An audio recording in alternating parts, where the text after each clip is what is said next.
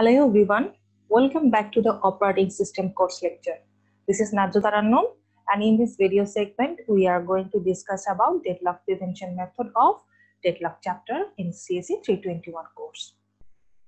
From the previous lecture we already know that there are 4 different approaches or methods for deadlock handling. In this particular video we will discuss about deadlock prevention. Deadlock prevention is an idea or concept which will make an environment where there is no possibility of deadlock occurring in the system. Obviously, prevention is a costly approach, so we need to use this system where the consequence of deadlock is a severe problem like risk of human life, country resource or money. As an example, you cannot take risk in a aircraft software system. You never want to let it happen that a deadlock occur when it is flying or on air. Especially in real-time system, we cannot take risk of deadlock. We must ensure a deadlock independent system. We know for occurring deadlock, 4 necessary conditions are required: mutual exclusion, hold and wait, no preemption and circular wait. Now if we violate or break one of these 4 conditions of deadlock, then we can ensure that theoretically we can prevent the deadlock in the system. Here we elaborate all these approaches by examining separately. First, we will start with mutual exclusion. If we remind this condition, at least one resource must be held in a non-shareable mode. Only one process at a time can use a resource. Here in this example, 2 processes P1 and P2 need both the resource R1 and R2 to accomplish its task. Let both the resource has single instance. First, P1 request R1 and got the resource, and P2 request R2 and got the resource. Now P1 is requesting for R2 and P2 is requesting for R1 to complete their task. But both are held by other process. So they are in deadlock because the resource are non-shareable. On the other hand, shareable resource cannot involve in a deadlock. Read-only files are a good example of a shareable resource. If several processes attempt to open a read-only file at the same time, system can grant simultaneous access to the file. A process never needs to wait for a shareable resource. But in a system, there are always some non-shareable resource because of their hardware properties like CPU, printer, and we know CPU or printer cannot run or print 2 processes at the same time. So we cannot prevent deadlocks by denying the mutual exclusion condition because some resources are intrinsically non-shareable. For example, a mutex log cannot be simultaneously shared by several processes, which you saw in the previous chapter. So in conclusion, we can say we cannot break mutual exclusion always.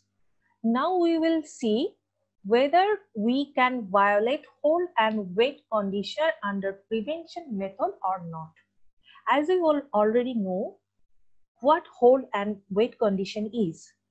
Here in this picture, resource R1 and R2 are mutually exclusive and both the process P1 and P2 holding one resource and waiting for other resource to be executed.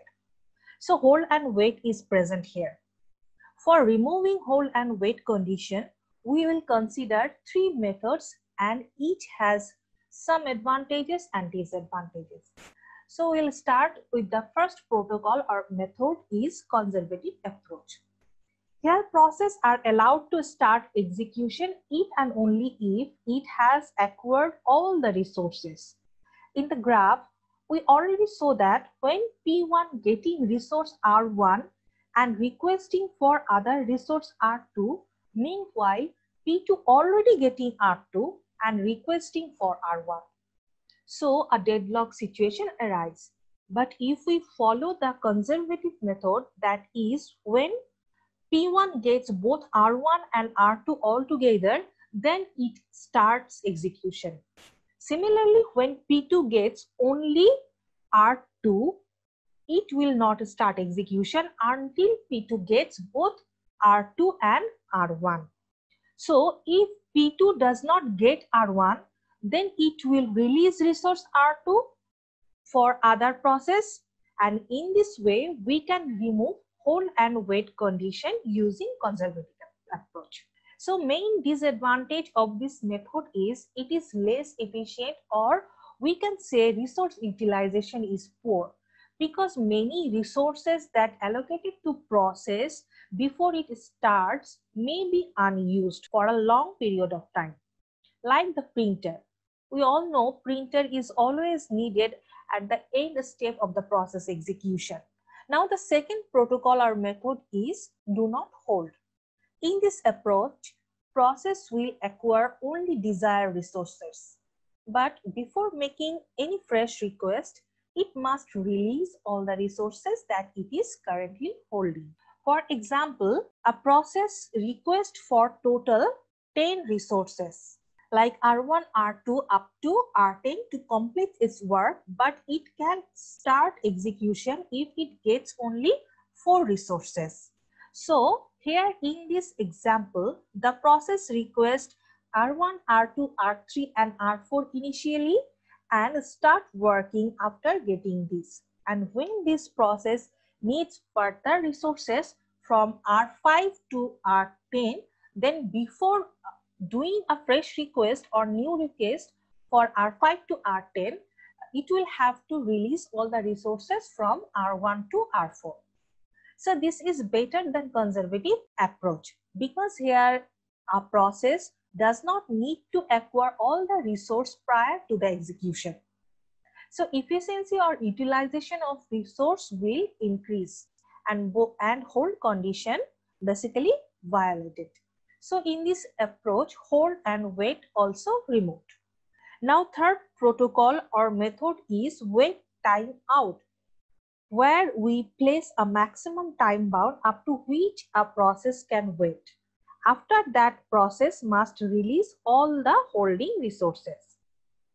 So of course, hold and wait violates here, because a process cannot holding any resource for an infinite amount of time. That is, if a process is holding some resource and requests another resource that cannot be immediately allocated to it, that is, the process must wait for a long time, then all resources the process is currently holding are printed or released and added to the list of the resource, so that other process can use those resources. So this process will restart only when it can regain its old resources as well as the new ones that it is requesting.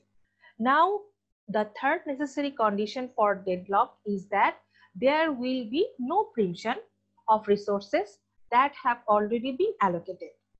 As we know, in no preemption approach, we cannot forcefully remove resource from a process that was previously given to it.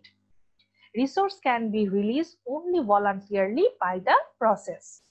Now for violation of no preemption approach, we allow a process to preempt the resource forcefully holding other processes, so that the system never enter into a deadlock. But for doing this, we need to maintain some protocols that only the higher priority process or system process can do this. As we know, system process are very important and it needs to run without facing any deadlock for the sake of the application program.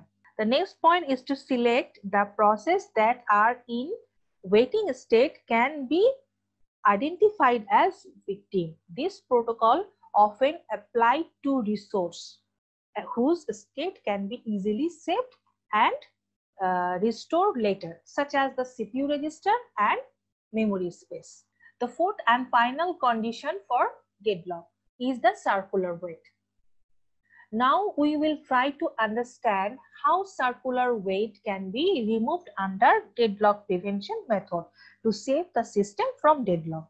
Again, we will see the same example where P1 is waiting for R2, but R2 is given to process P2, and P2 is waiting for R1, but R1 is given to P1.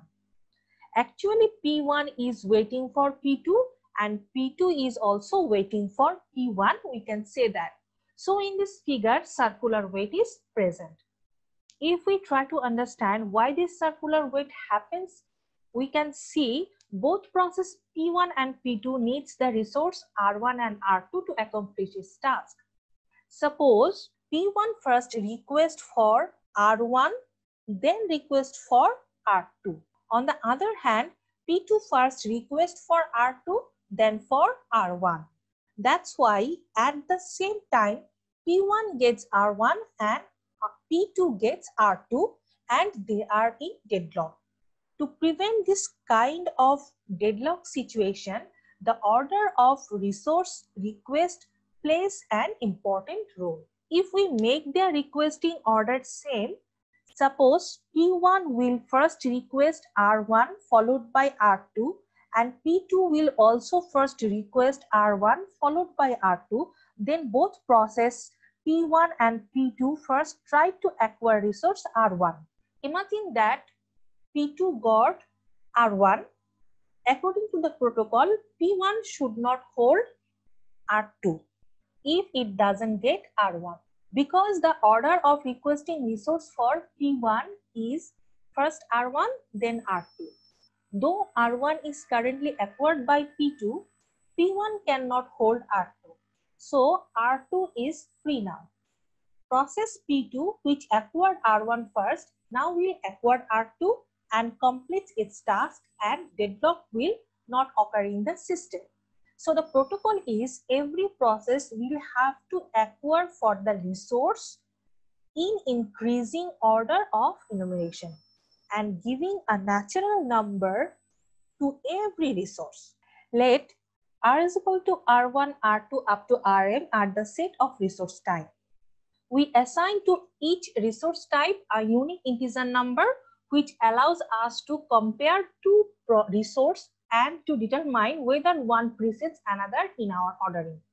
We define a one-to-one function like this, where n is the set of natural numbers. For example, if set of resource type R includes tape drives, disk drives, scanner, and printer, then function f might be look like this. Here are integer number sets for their ordering. So if process P1 now wants to use the tape drives and printer at the same time, it must first request tape drive, then the printer. Similarly, if process P2 wants to use disk drive, scanner, and printer, then P2 must request it in increasing order. So there will be no chance of forming cycle. Remember that if several instances of the same resource type are needed, a single request for all of them must be issued. By following these two protocols, circular wait can be violated easily. Thank you very much.